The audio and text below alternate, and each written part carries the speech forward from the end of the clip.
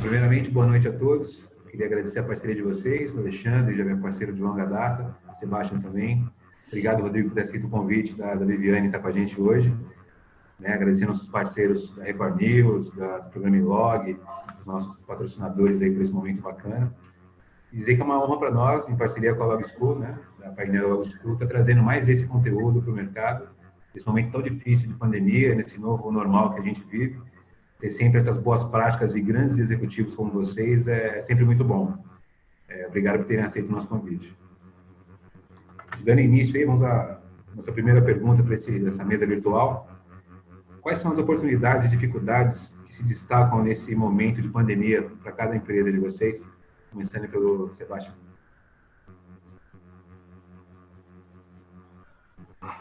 Bom, pessoal, assim, a gente teve vários steps aí, né, que a gente passou desde o começo da pandemia, né? A gente teve aquele primeiro momento que foi todo mundo se adequar, uma loucura que a gente praticamente não sabia muito como ia ser, né? E também um grande impacto aí com os nossos colaboradores, que também não sabiam muito o que esperar do momento. E, obviamente, tudo aquilo que aconteceu, né? Alguns ficavam doentes, outros ficaram contaminados, então foi um grande desafio aí que a gente viu nesse período. Mas eu diria que praticamente agora nós praticamente estamos, eu não diria novo normal, mas eu diria que nós estamos num ritmo normal e acelerado, né? Porque diferente de grandes empresas, no caso da Nestlé, a gente teve um volume muito grande desde o início da pandemia. Em março nós chegamos a ter praticamente quase 30% a mais de volume no fechamento de março, e isso se repetiu abril e até hoje, né? Então, as grandes oportunidades que surgiram foram as seguintes, né? A gente percebeu altos níveis de produtividade, obviamente em relação à questão de algumas limitações que nós fizemos com relação à aglomeração, a reuniões, a paradas que antes eram feitas para café, alguns outros tipos de parada, e obviamente por conta da pandemia, pela limitação dos espaços, né, a gente acabou limitar muitas coisas, muitas atividades, e isso gerou um foco altíssimo em produtividade, né? Então essa produtividade é um grande desafio para nós, como oportunidade foi realmente, nós vimos que a gente tinha condição de fazer muito mais, com o mesmo número de pessoas e numa situação bastante atípica, né? E não só a produtividade, como a gente também percebeu níveis, embora pareça até distorcido, mas baixíssimos níveis de absenteísmo, né? A gente tem média de absenteísmo inferior ao que nós tínhamos, por exemplo, no ano passado. Então, deu a impressão de que as pessoas, ao invés de estarem em casa ou reclusas, no caso da operação, elas ficaram muito mais dispostas a sair para trabalhar, até porque muitas delas até identificaram que o nosso ambiente de trabalho, ele se mostrou até mais seguro do que o próprio ambiente que elas conviveram em casa ou com suas famílias. Elas viam que eu também, essa questão de você poder ter a disponibilidade do trabalho, e como nós somos da indústria considerada essencial e não paramos em nenhum momento, acho que isso também foi um fator motivador para os nossos colaboradores. Muito bom. Ale, como é que você viu essa situação? Eu concordo com o Sebastião. Tudo que ele mencionou, o foco foi sempre olhar as pessoas, acho que desde o começo. Então, quando você olha as pessoas, elas se sentem importantes e mais seguras. Então, acho que toda a informação que foi passada para ela, e aí complementando um pouco do que o Sebastião trouxe, muitos não tinham informação alguma. E as empresas grandes abasteciam essas pessoas de informação que elas levavam isso para o ambiente social e familiar delas. Então, elas se sentiam muito mais seguras dentro da empresa do que na rua, do que no ambiente familiar.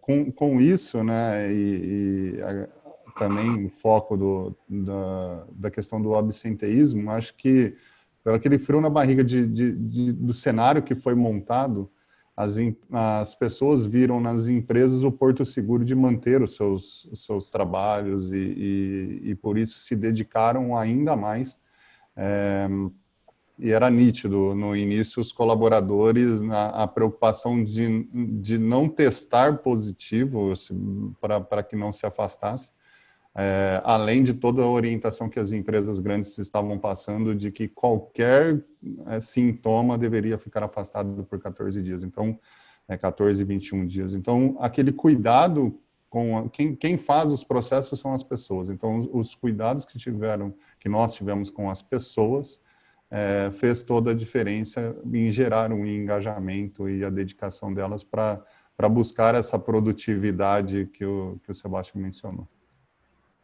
Bacana. Rodrigão, e na África, cara, como é que foi esse processo para vocês aí? Olha, gostei aí da parte colocada pelos colegas, porque realmente a empresa, o que ela buscou fazer no mundo inteiro? Primeiro, entender quais eram as diretrizes, quais eram as orientações, principalmente da Organização Mundial de Saúde, e descentralizar essa informação em todos os níveis, deixar os colaboradores no nível de informação com a máxima transparência possível, buscando deixá-los tranquilos. Nós tivemos uma classificação ABC, onde nós deixamos as pessoas classificadas como A no trabalho, full time, seguindo normalmente a sua jornada de trabalho, as suas escalas. Classificamos como B aquelas pessoas que deveriam estar em home office, e como C, as pessoas que poderiam entrar de férias de forma, porque tinha saldo para cumprir, ou que tinha entrado de forma compulsória. E fizemos isso de forma a ter rotatividade. E as pessoas, realmente, quando elas se sentiram seguras, elas viram as mudanças na portaria das empresas, medição de temperatura, preenchimento de formulário, álcool em gel, uso de máscara, 2 máscaras por dia, pinturas internas dentro da fábrica para respeitar o distanciamento social, restaurante com número limitado de pessoas, reuniões sendo feitas de forma online, não mais presencial. Então, isso foi determinante para que as pessoas, tendo essa tranquilidade, elas realmente confiassem que o local de trabalho não era um local que expunha as pessoas ao risco. E nós deixamos uma mensagem clara para todos: não façam parte da estatística. E como não fazer parte da estatística? Seguindo todos os procedimentos do distanciamento social, do uso de máscara, da higienização das mãos. Nós aprendemos muito, né, sobre a importância da higienização das mãos, coisa que antes a gente não dava tanto valor. Álcool, lavar as mãos, aquele negócio todo. A gente acaba sendo absorvido pela rotina, a correria, nos meios de produção, dentro da fábrica, aquela rotina pesada, a gente acaba sendo absorvido e acaba deixando de dar detalhe para coisas importantes, como uma simples higienização das mãos. Então, isso veio mesmo para deixar o pessoal num ambiente mais tranquilo. Foi essa grande oportunidade aí. E nós realmente, eu observo também a questão do absenteísmo reduzido, as pessoas buscando mesmo no local de trabalho um ambiente mais seguro para estar. Bacana. Viviane, vamos deixar por última resposta. Viviane, por favor. Não, enfim, eu acho que eu concordo com todos. Eu até anotei aqui alguns pontos que todos aqui retrataram, né? A parte da produtividade, baixa do absenteísmo, né? Que nos leva a pensar no engajamento desse time no momento 2020 foi e vem sendo ainda, né? Um ano de desafio, de muita adaptabilidade, de muito aprendizado dentro das operações industriais, das operações logísticas como um todo.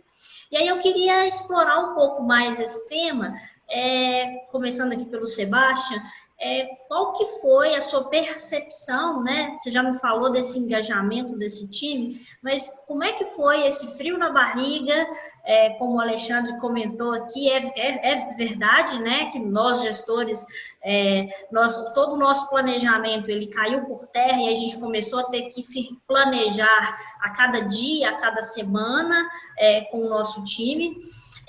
Como que foi lidar, né, com as pessoas que foram direcionadas para o home office, caso vocês tiveram, e caso vocês não tiveram, né, essa característica implantada na maioria dos colaboradores, como que foi esse cuidado que vocês citaram com as pessoas, né?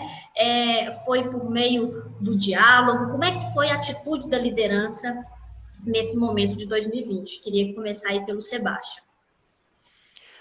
Bom, esse foi um fato curioso, né? Porque você tinha dois pontos, né? As pessoas que estavam em home office e as pessoas que estavam trabalhando nos locais de trabalho. Então, teve até um pouco de conflito no começo, porque nossas equipes operacionais, elas não entendiam por que alguns colegas podiam ficar em casa enquanto eles estavam aqui expostos, né? Então tinha toda aquela questão eu estou na linha de frente, eu estou super exposto e nossos colegas estão em casa, em teoria desfrutando, né? Naquele começo se imaginava que quem estava em casa estava mais protegido do que quem estava trabalhando.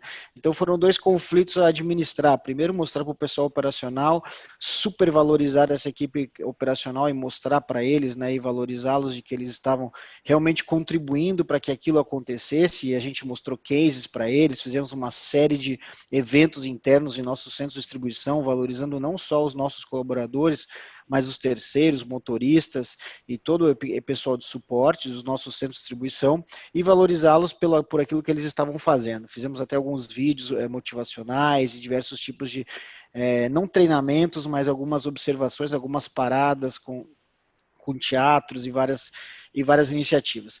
E para o pessoal do home office, né, que no começo até se sentiu bastante seguro, né, eu tenho certeza que no começo muitos gostaram, mas a partir que você entra ali da terceira, quarta semana, que as pessoas não estão acostumadas com essa prática e começam a ter que conviver com as suas famílias, com esposa, marido, companheiro, filhos, todos no mesmo ambiente, e o fato de ter que administrar essas situações não foi fácil. Também tivemos que trabalhar muito com esse pessoal. O que a gente fez para manter todo mundo engajado? A gente fazia muitas lives, né? O pessoal da liderança, a gente fazia visitas virtuais às fábricas, fazíamos visitas virtuais a centro de distribuição, fazíamos muitos eventos de conscientização do pessoal que estava em casa. Por incrível que pareça, nós fizemos muitas chamadas das operações, centro de distribuição e fábrica, direcionado para o pessoal que estava em casa. E aí, esse pessoal, obviamente, entendia que cada um tinha a sua função e qual é o papel que eles tinham que desempenhar, né? E isso, da mesma forma que no operacional, os administrativos, eles também se engajaram tanto que também os níveis de produtividade das atividades administrativas, elas foram muito valiosas. E de outra forma também, nós tínhamos aquelas pessoas que tinham que ficar em casa, mas não podiam fazer home office. Exemplo, colaboradores que você não tem um notebook para trabalhar de casa, ou não tem uma atividade diretamente ligada até com tecnologia de informação. Exemplo, na Nestlé nós temos alguns cozinheiros, né, da nossa cozinha industrial. Então, algumas pessoas também foram direcionadas para algumas outras atividades, ganharam equipamento e, por exemplo, ou foram ajudar no saque da Nestlé, ou foram ajudar com outras atividades, e aí também puderam se engajar no trabalho home office, né? Então, foi um trabalho bastante integrado, muitas lives, muitos eventos, a nossa alta direção, Marcelo Melchior, nosso presidente, ele fez muitas chamadas, ele teve bastante presente junto com as pessoas, mostrando, obviamente, todos os lados e como cada um poderia participar durante essa pandemia, que era um momento super atípico, e nós, gestores, também estávamos passando por uma situação, eu, pelo menos, nunca tinha vivido nada parecido, já vivi crises, mas crises operacionais, né? Crises em que você tem uma operação parando, ou você tem alguma limitação, alguma catástrofe, um incêndio, coisas assim, mas que a gente sabe que tem início e praticamente tem um fim. Então você sabe que no dia seguinte você tem que começar do zero, né? E a pandemia mostrava pra gente que a gente sabia quando tinha começado, mas não sabia quando ia terminar e nem como aquilo ia evoluir. As coisas só foram piorando em termos de restrições, mas o ponto positivo e a forma melhor de engajar foi que, obviamente, como eu mencionei anteriormente, os nossos resultados, a demanda que nós sofremos do consumidor e das pessoas que estavam em casa foi altíssima, e isso, obviamente, nos motivou bastante a garantir o abastecimento e o engajamento também das pessoas que estavam em home office. Perfeito. Alexandre, e você? Qual foi sua percepção aí desses desafios ao longo de 2020? A percepção foi de muito cuidado que teve no início, né, quando tudo começou, né, que é onde houve a divisão, porque tinha o frontline que tinha que ficar executando as atividades diariamente, tinha as pessoas que deveriam ir para home office para ter o espaçamento dentro das unidades maiores, né, o distanciamento social, e teve aqueles que se declararam ou eram um grupo de risco. Então, foram 3 momentos, acho que diferentes, mas simultâneos, e com cuidados diferentes, né? E me chamou bastante atenção na questão do grupo de risco, quando você coloca essas pessoas em home office, e logo em seguida vem o Ministério do Trabalho dizendo, você pode ter um contrato suspenso, né, para quem for trabalhar em home office. E isso gerou-se um pouco de lenha na fogueira, da gente ter que apaziguar isso e acalmar os ânimos, porque nem todos, né, todos eram necessários, né, assim como o Sebastião falou, foram alocados em algumas outras atividades que não era possível ter uma ferramenta tecnológica, mas foi dada atenção nesses 3 grupos diferentes. Um ponto que chama atenção é a questão que hoje, por lei, né, são os aprendizes, e esses sim tiveram seus contratos suspensos por um determinado período, mas eu vejo que toda essa parte de home office, as tecnologias estavam aí, a gente pouco utilizava, e parece que aproximou mais ainda, né, os gestores sêniores dos seus liderados, que eram possíveis com várias lives, várias reuniões. Passou a ser todas as reuniões por videoconferência, o que a gente não fazia antes. E muitos de nós, né, até para engajamento do time, acabamos fazendo live com família, live café da manhã, live almoço. E isso foi gerando uma aproximação e começou-se assim o novo normal, né? Estamos a um WhatsApp de distância, estamos a uma chamada de vídeo de distância. E acredito eu que os nossos subordinados se sentiram ainda mais respaldados e importantes dentro do processo, com essa intervenção que facilitou, na verdade, toda essa tecnologia. Perfeito, muito bom. Rodrigo, como que foi sua experiência até agora, né? Qual a sua percepção aí? Olha, a gente viu, num primeiro momento, algumas pessoas imaginaram, fui classificado como B, que maravilha, vou trabalhar de casa e agora eu estou tranquilo. E veio aquela falsa sensação de zona de conforto. Muito pelo contrário, em home office você trabalha muito mais, a responsabilidade é muito maior, o tempo de resposta é muito mais rápido, você tem que estar conectado o tempo todo, você não pode desligar 1 minuto ali que você vai ser cobrado. Então, diferentemente do que muita gente achava, né? Do contrário que muita gente achava, tá em casa, vai ficar tranquilo, vai acordar a hora que quer. Não, rotina normal, a única diferença é que fisicamente você não estava na empresa. Agora, a sua rotina é seguida normalmente, participar das reuniões e com um comprometimento muito maior. Eu tive a oportunidade de ficar em casa algumas vezes e realmente dividir o espaço com família.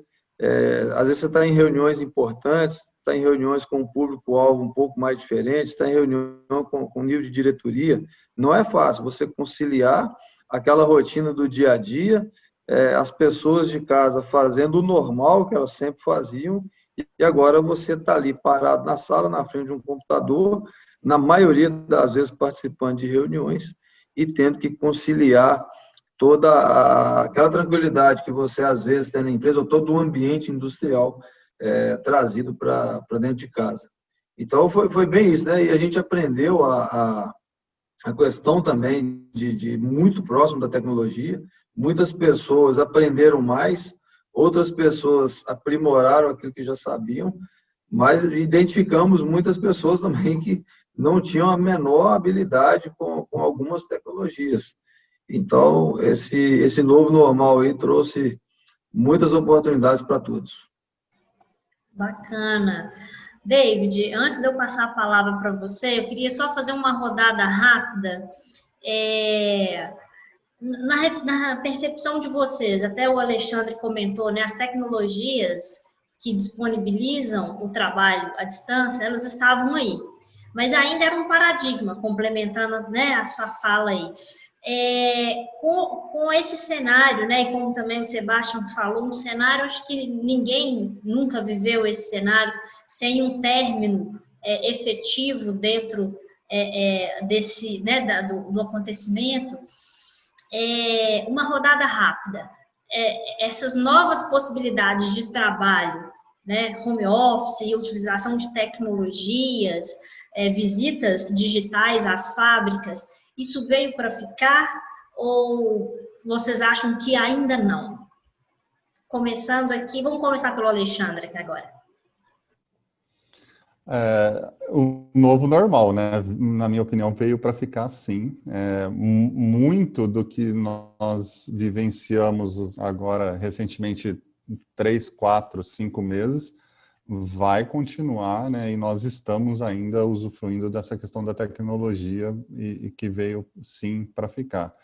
Nós, latinos, né, gostamos muito do aperto de mão, do abraço, do corpo a corpo. E, na minha opinião, como um gerente de operação, se faz sim necessário você estar lá no chão junto com o seu time, olhar, conversar, buscar informação, ver as oportunidades, olhar nos olhos, treinar, capacitar. Isso acredito que não será substituído. Existem outras plataformas sim, né, de treinamento, mas eu acredito que ela está focado mais para o time de liderança, de supervisão e coordenação e nível gerencial. Agora, o frontline, eu vejo que há sim uma necessidade de uma mescla, de ter o e-learner e ter o treinamento presencial do corpo a corpo. Perfeito. Rodrigo? Olha, para algumas funções, acho que o Alexandre colocou muito bem aí, para algumas funções é inevitável o corpo a corpo, é inevitável que você esteja no chão de fábrica. O contato, para a gente que trabalha como gestor direto de operação, ali na frente com a equipe, não tem como você separar isso, né? Você que trabalhou comigo na Ambev, na época que você estava na logística, eu estava no packaging, então, assim, a gente é chão de fábrica o tempo todo, você está fazendo engajamento com o colaborador, você está checando rotina, você está acompanhando os processos. Então, para algumas funções, vai continuar o que era, né, da rotina normal. Para outras funções que não requer tanto contato assim, talvez mude. Eu não vejo no universo aí dessa indústria de bebidas mudar muita coisa, não. Aos poucos as pessoas vão voltando ao normal. Aqui, por exemplo, a gente já tem uma escala das pessoas virem voltando. A primeira semana do mês tal, vai voltar um dia, na segunda semana 2 dias, atingir os 5 dias e voltar tudo como era antes, por ser a área ligada diretamente à produção. Perfeito, perfeito. Passar a palavra para o Sebastião aqui, eu concordo mesmo, né? Acho que vai ser uma mescla, né? Alguns é necessário ficar ainda na operação, as melhores decisões, somente nós gestores, ali junto, né, com a operação, são as melhores tomadas de decisões, né? E eu queria que o Sebastião fechasse aí, né, na visão dele, veio para ficar, não veio para ficar, como que seria? Olha, eu acho que veio para ficar. Obviamente, nas operações é bastante diferente, muito mais limitado, como os colegas já falaram, não tenho dúvida disso, mas quando a gente vê, né, os resultados, quando a gente vê o que a gente está operando, no caso específico da Nestlé, que a gente está fazendo muito mais, com menos treinamentos presenciais, com muito mais e-learnings, a companhia se movimentou muito rápido com relação a isso, reuniões, visitas, por exemplo. Hoje a gente vê case, em abril a gente implementou um sistema de forma remota, com o provedor nos Estados Unidos e a gente de forma remota. Então, assim, muitas coisas vão ser revistas. É claro que tudo depende muito de resultado em grandes companhias como as nossas, né? Se o resultado está vindo bem, as coisas podem ser que não mude, mas se você analisar qual é a perspectiva para o ano que vem ou com o fim da pandemia, elas não são tão animadoras, salvo que, obviamente, se a economia ela der um salto muito forte e que isso possa compensar os custos adicionais, eu não vejo como voltarmos ao antes da pandemia, para atividades administrativas, mais gerenciais, né? Eu realmente não consigo ver a gente voltando ao cenário anterior e, obviamente, tudo vai se alterar ou não, dependendo de como a economia vai avançar nos próximos meses e anos, né? Perfeito, muito bom. Ótima rodada. David, com você.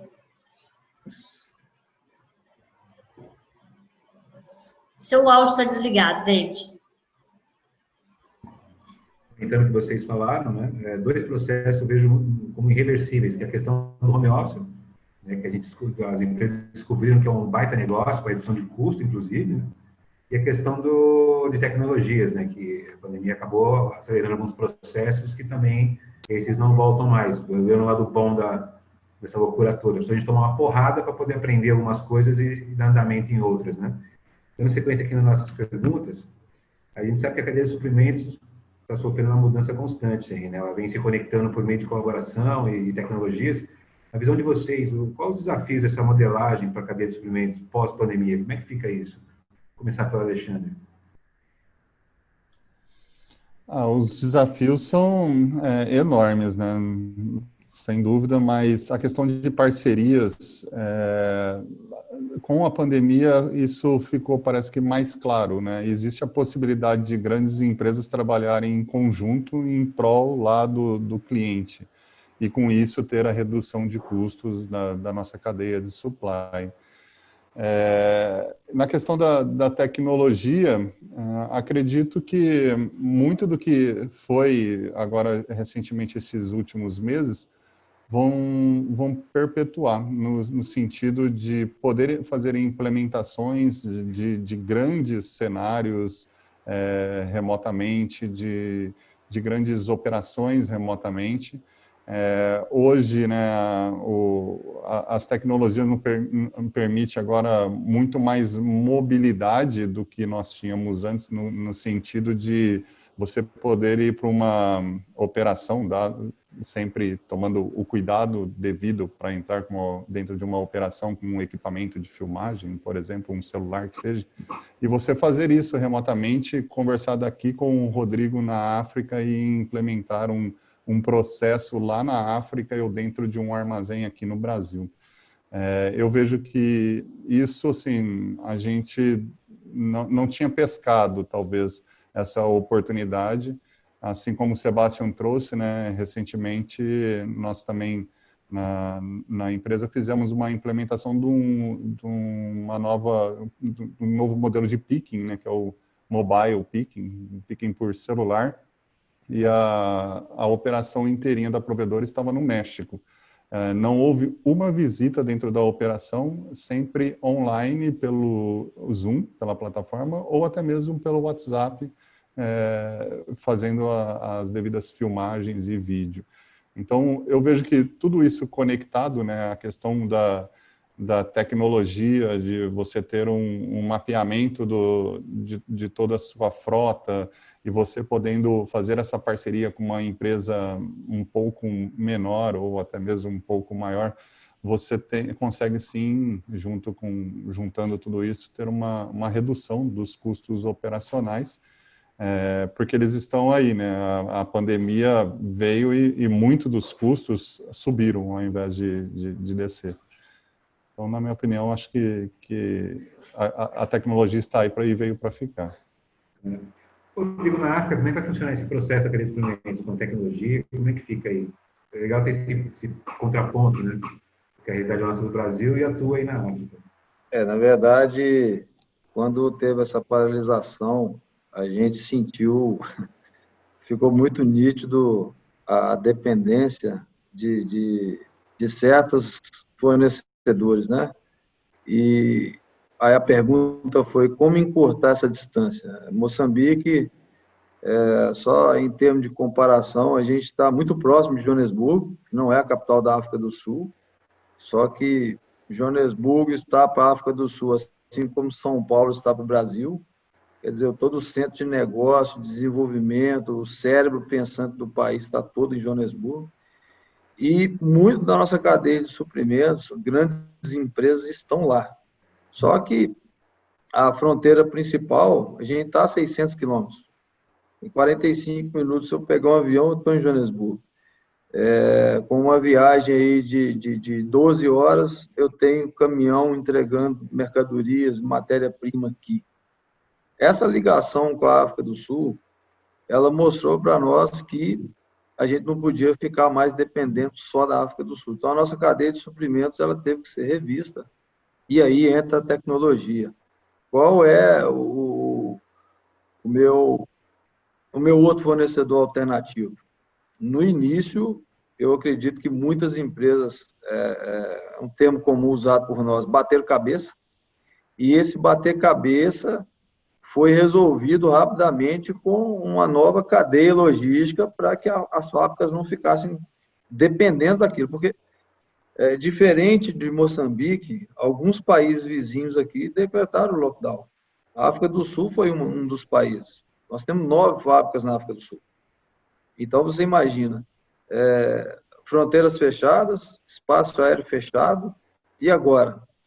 Eu preciso produzir, minha produção está aumentando, está todo mundo dentro de casa, feliz ou triste, está todo mundo consumindo cerveja. E o pessoal começou a consumir até mais. Os países que não tiveram lockdown, o que aconteceu? A produção aumentou. O Sebastião falou bem aí, ele teve um crescimento de 30% de produção.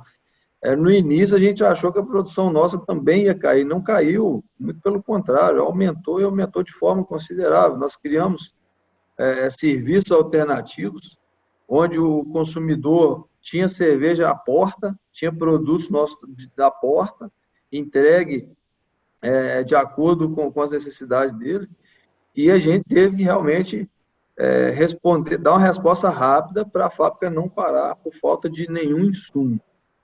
E nenhuma empresa, antes a gente tinha aquela questão, eu quero o insumo dentro da minha empresa ao menor custo possível. E agora? Com toda essa dificuldade, com a fronteira fechada, o que eu vou fazer? Então, a tecnologia trouxe para nós essa facilidade aí, ampliando a cadeia de fornecedores e não deixando a fábrica parar e faltar produto no mercado. Sebastião, a gente sabe que a Nestlé, assim como a Ambev, é uma das maiores malhas logísticas do país, né? Como é que foi esse processo com vocês aí, esses desafios todos?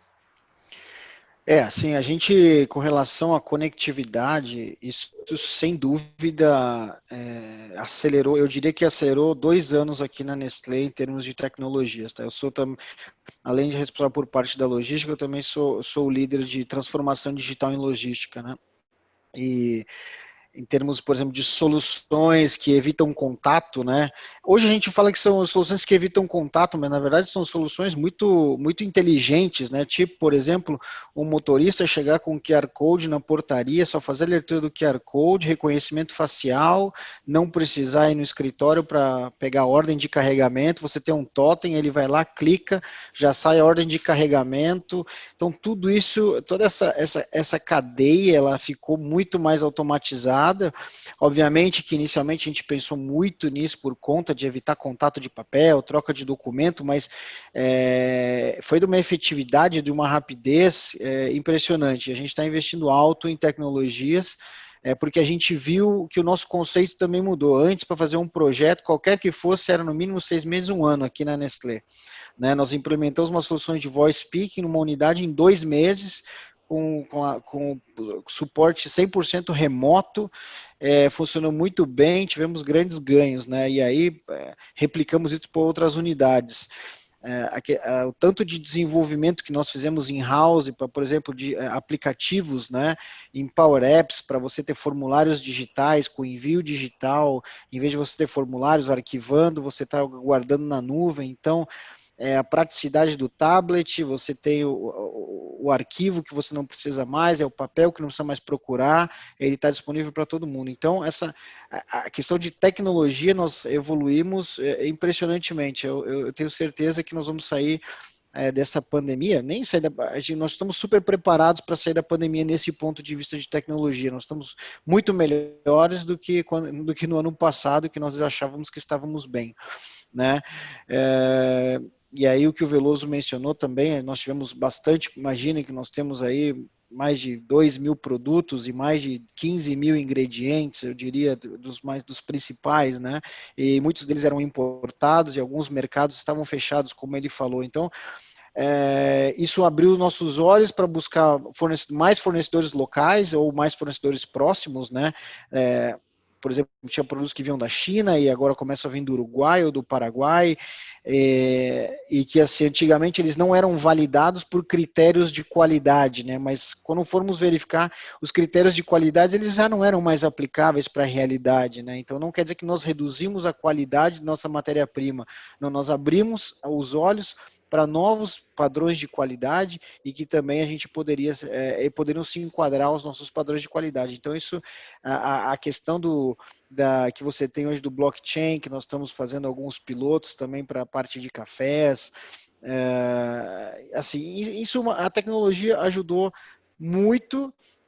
Aí quando você fala a questão da distribuição para o Brasil, a gente até teve um problema ali no começo, quando algumas fronteiras estaduais estavam fechadas, mas isso logo se resolveu. Mas em termos de problema, às vezes nós tivemos muito mais com motoristas, porque eles não tinham restaurantes, acesso a alguns pontos, né? Então acho que essa foi a parte mais crítica, mas foi muito mais da parte logística física mesmo, né? Porque na parte tecnológica realmente nós alavancamos bastante o nosso negócio. E como eu falei, com certeza nós vamos sair fortalecidos dessa crise.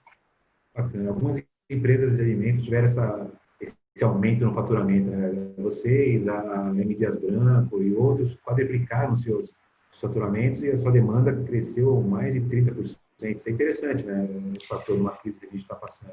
E categorias, né? O mais importante foram categorias que elas estavam meio que estagnadas, né? Aqui eu posso compartilhar com vocês, por exemplo, a categoria de cereais matinais, né? O brasileiro aprendeu a comer cereal matinal no café da manhã, algo que é muito forte em países asiáticos e na América do Norte também. Que é básico para eles, um cereal matinal. Então, assim, nosso volume de cereais matinais, eles voaram, né? Biscoitos também, muitos produtos prontos, né? Você pega biscoitos, por incrível que pareça, chocolates, no começo ele teve uma queda muito forte, a pandemia então foi até próximo da Páscoa, foi até um resultado bastante negativo, mas quando você vê biscoitos, cereais matinais, até própria linha de culinários, né? Caldos, isso também foi alavancado fora muito forte aí com essa pandemia. Bacana, muito bom esse compartilhamento aí das experiências, né? Essa vivência real, né? Dessa logística de baixo toque, que eu acho que é algo que vem cada vez mais para a realidade das operações mesmo, né? E aí eu queria, a gente ir caminhando aí para o final desse bate-papo, perguntar a respeito da capacitação desses times, né, de logística como um todo. Como que foi isso ao longo de 2020? Foi um desafio? Foi uma oportunidade? Enfim, foi algo que auxiliou, inclusive, na conexão, na motivação desse time, na conexão da liderança, né, com o time e ter aquele viés de cuidar, né, das pessoas. Como é que foi, né, a capacitação? Se vocês investiram em tecnologias ou não? E o que vocês pensam desse futuro, dessa capacitação corporativa, nesse pós-pandemia, né? Como é que os aprendizados que tivemos agora em 2020, o que fica para o pós-pandemia? Vamos começar aí pelo Rodrigo. Rodrigo, o que você traz de contribuição aí para a gente? Olha, com relação à capacitação, além do aprendizado com a pandemia, diretamente falando, Nós não mudamos a rotina da questão da capacitação, de novos treinamentos, eles foram mantidos, a agenda mantida, com uma única diferença, o que era para ser presencial ficou, como todo mundo está fazendo, online, de forma virtual, as bibliotecas, as plataformas que já estão desenvolvidas ao longo do mundo, não foi diferente aqui na África, e a gente mantendo um contato direto com o pessoal, mostrando a importância, né, do trabalho, da entrega, do comprometimento, do empenho, da dedicação de cada um com a empresa. Obviamente que, se você tem o mercado consumidor só em casa, o tempo de entrega ele tem que ser menor, você tem que dar respostas muito mais rápidas para a sua demanda.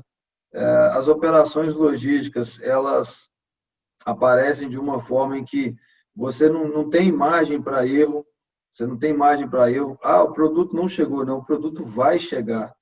Eu vou entregar rápido, tá? Qual que é a diferença? Qual que é o seu diferencial nisso? Está todo mundo entregando rápido. Eu tenho o produto na minha porta, tá bom, está todo mundo fazendo isso. Como cresceu aí a questão do serviço de fast food? E com o ramo de alimentação e de bebida não foi diferente, para nós não foi diferente. Então, houve uma integração muito grande dos times aí, e nós mantivemos a questão da capacitação. Não vai mudar para 2020. Para 2021, obviamente que o mundo todo está aderindo, aí, embora essa pandemia tenha dado uma freada, uma parada, mas a indústria 4.0 vem forte aí. A indústria 4.0 vem forte com todos os recursos, todas as tecnologias, e quem não quiser ser atropelado por ela tem que acompanhar, e agora acompanhar com essa nova realidade, porque as empresas que não aderirem a 4.0, elas vão ficar para trás. Então, a gente está muito forte aí, conectado com a indústria 4.0, o pessoal está bem sintonizado com o que vem de novo aí, que é uma tecnologia de ponta. Perfeito. Sebastião. Bom, a gente já tinha muito foco na parte de learnings, né? A gente tem algumas plataformas próprias já de learning, e a gente também tem a Universidade Supply Chain. Obviamente, a Universidade Supply Chain em si, ela teria algumas aulas presenciais, inclusive, e essas foram suspensas, mas elas foram substituídas por aulas remotas. Então, de certa forma, o pessoal não foi impactado por isso. Mas a gente investiu muito mais, com o início da pandemia, a gente viu que realmente a gente precisava acelerar, como o Veloso mencionou, a questão da indústria 4.0, né? Então, nós estamos investindo muito em formação de pessoal, a gente chama de os experts, né? Que a gente está dando formação para esse pessoal para a gente entender como faz base de dados, Azure, Data Lake, Analytics. Então, assim, a gente está tentando criar uma nova geração da nossa empresa, que as pessoas, antigamente a gente entrava como estagiário e falava, você vai ter que ter um Word, um Excel, né? A gente está mudando, né, nesse ponto, a gente quer que eles tenham agora base de dados, um conhecimento de analytics, como montar uma base de dados, né? Como que eu consigo que esses caras montem um Power BI da forma que a gente montava gráficos no Excel. Então, assim, o requerimento é esse, né? Então, e a gente está investindo muito, a gente está investindo em dois lados, né? Um deles é capacitação. Então, a gente está investindo em plataformas de learning, tanto para alta gerência como para o nível intermediário. A gente está promovendo diversos webinars, né? Nós já chamamos a Rappi, a iFood, Natura, conversamos com grandes empresas, então trazemos todo o nosso público de supply chain para participar desses fóruns, a gente faz a mediação, às vezes com o VP da nossa empresa, mas geralmente com pessoas de alto escalão também dessas outras companhias, para compartilhar as experiências deles. A gente vê companhias, obviamente, que elas estão em evidência, como Rappi e iFood, já nasceram digitais, né?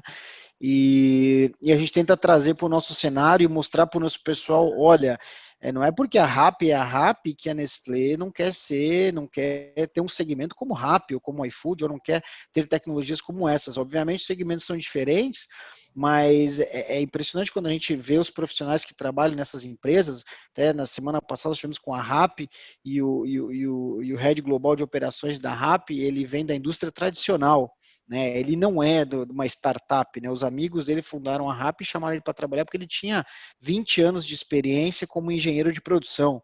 Então, assim, por mais que você queira ter uma empresa super digital, você ainda vai precisar de bons gestores que consigam liderar pessoas, que consigam fazer negócios e que consigam sobreviver a crises, né? E muitas vezes o aplicativo por si só, a tecnologia por tecnologia, ela não resolve o problema, né? É claro, e é isso que a gente está tentando mostrar para o nosso pessoal. Olha, vamos entrar na indústria 4.0, mas não é pela tecnologia em si, é porque a tecnologia vai nos alavancar, mas a gente também precisa que as pessoas façam que a tecnologia rode. E não adianta nada eu ter um enorme data lake se eu não sei o que fazer com esse dado, se eu não sei como extraí-lo, se eu não sei como fazer a leitura. E aí você precisa da experiência, você precisa do convívio e ter noção de mercado e de negócio. Então, a gente está investindo forte. Quando eu falo investindo forte, não quer dizer grandes valores, porque quando você começa a perceber, os valores eles não são tão relevantes perto do que ele agrega de valor para a companhia, né? Então, e hoje você tem umas plataformas que elas têm custos muito competitivos e agregam muito, né? E assim, para 2021, obviamente, nós vamos conseguir nessa toada. Obviamente, vamos ter que ver como que 2021 vai acontecer, mas a gente deve seguir com grande parte dos treinamentos de forma remota, até porque é muito mais barato também, e é muito mais fácil de você ter disponibilidade das pessoas, né, do que você, obviamente, o cara vai ter uma viagem ou algumas limitações. Então, a gente continua investindo forte. Quando eu digo forte, é qualidade e uma determinada quantidade, não necessariamente um valor muito elevado. Perfeito, muito bom. Alexandre? Eu concordo plenamente com o que eles colocaram e gostaria só de complementar que não só dentro das empresas, né, corporativas, também fora ficou mais acessível essa questão de treinamento e-learning. As pessoas foram buscar a sua capacitação através disso e não fazia de forma presencial. Então, acho que é um nicho de mercado amplo, né, tá aí. Mas me chama a atenção a pesquisa, que a gente sempre estudou, e você é uma especialista nisso, que 70% você aprende on the job, né? E eu acredito que para as próximas pesquisas isso vai diminuir, porque vão se criando plataformas e ferramentas que vão possibilitando as pessoas aprenderem em suas residências, aprenderem no trabalho, que não só a vivência ali de ter que ser sinestésico e pegar em alguma coisa. Então, eu acredito que para as próximas pesquisas isso deve diminuir e vamos encontrando outras formas de fazer diferente esses treinamentos também para se tornarem agradáveis e não maçantes, porque já não tem o corpo a corpo, né? Mas você consegue transmitir a empatia estando do outro lado do vídeo. Então, isso também é muito importante. Então, acho que é um mercado, né, corporativo e fora das empresas que está aí com amplo crescimento, porque vão existir novas metodologias, novas tecnologias, novas formas de fazer esse tipo de capacitação. E eu acredito que para 2021 é um nicho que vai ser bastante explorado. Bacana, muito bom, excelentes contribuições. Acho que nós estamos aqui, né, David, recheados aqui de insights poderosos aí, né, para o mundo do supply. David, eu passo a palavra para você fazer a rodada final. Bom, na verdade, vamos encerrar agora, é isso? O cronograma? Isso, nós temos aqui uma rodada rápida aqui, só para vocês falarem.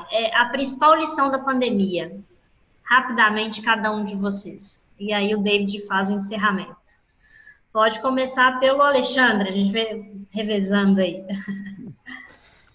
Acredito que a pandemia veio para romper as nossas crenças limitantes, né? O pensar fora da caixa.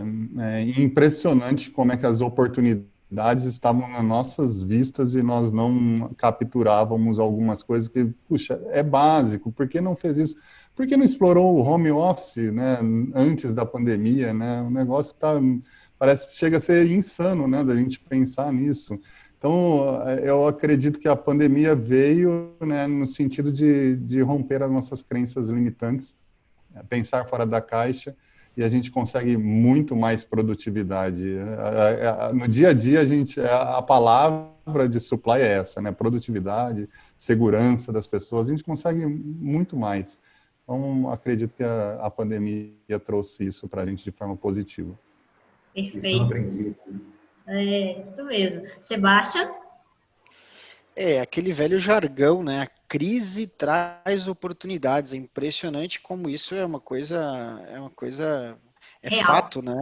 É real, não é simplesmente o jargão, ela realmente traz oportunidades, mas eu concordo muito com o que o Alexandre fala também. A gente é movimentado às vezes pela necessidade de mudar, né? Não é só o fato de eu querer mudar. Eu posso querer mudar, mas se o ambiente não quer mudar, isso acaba me travando e eu fico na zona de conforto, porque aquilo também não é uma demanda emergencial. Então, tudo bem, fica para o próximo ano esse projeto. E a pandemia, ela empurrou isso, né? Então, ela vai nos empurrar, ela vai nos fazer. Eu me sinto um profissional muito melhor hoje do que eu era 6 meses atrás, porque eu aprendi muita coisa com a pandemia, não só a questão de tecnologia, liderar pessoas, mas de superação de mim mesmo também. Então, isso para mim é uma lição enorme. Eu nunca tinha visto uma crise tão grande, já vivi algumas crises, mas são crises do trabalho, do dia a dia, né? Às vezes você tem um colapso numa estrutura, alguma coisa, você não consegue trabalhar, mas como eu falei, isso são coisas que têm início e fim, né? Uma outra coisa é você trabalhar com inóspito, com aquilo que você não sabe, né? Ou com incerto. O incerto é amanhã, é depois, e você não sabe quando vai acabar. Então, e o mais legal disso é que eu não acredito muito no novo normal, eu acredito que cada dia é um novo normal, né? Porque cada dia ele é diferente, e com a pandemia, eu diria que hoje nós estamos num cenário normal de pandemia que a gente consegue trabalhar de forma bem adequada. Então, acho que essas são as principais lições que eu tirei disso. Perfeito. Rodrigo, fecha para a gente essa reflexão. Olha, com tanta oportunidade aí no meio da pandemia, eu fico, ao longo desses quase 30 anos de indústria, eu fico olhando para o meu histórico lá, quando eu comecei na indústria com 16 anos, eu fico olhando assim, cara, qual é a palavra do ano, né? Todo ano tem uma palavra. Esse ano é comunicação. Esse ano é velocidade da informação. Em 2019 falou-se muito em resiliência. Só que essa palavra não saiu de 2019, não. Quando foi em março de 2020, ela voltou com força total. Porque com tanta oportunidade que a gente se viu diante dela, não tem como a gente deixar de ser resiliente. Essa pandemia veio trazer de novo isso para nós. Para suportar isso tudo, as pessoas vão ter que praticar muito a questão da resiliência, do vai e volta. Alguns pontos de interrogação ainda persistem. Fala-se em novo normal. O Sebastião definiu bem agora, todo dia vai ser um dia diferente. Então, todo dia vai ter um novo normal. E vai vir com mais interrogações. E a resiliência ela vai nos deixar preparados para encontrar qual é o nosso lugar, como que eu vou me situar diante desse novo cenário. E quem está com saúde, quem está com oportunidade de estar empregado, quem não está fazendo parte da estatística e do desemprego, muitas empresas, infelizmente, faliram, fecharam as portas. Isso foi uma realidade na indústria, para os pequenos, foi uma realidade no comércio, está sendo uma realidade. A economia foi impactada no mundo inteiro. Para recuperar isso aí vai levar tempo. Então, nós temos que praticar cada vez mais a nossa resiliência aí para seguir em frente. Excelente. Eu, da minha parte aqui, eu agradeço aí as belíssimas contribuições aí de todos vocês e deixo com o David aí para fazer o encerramento.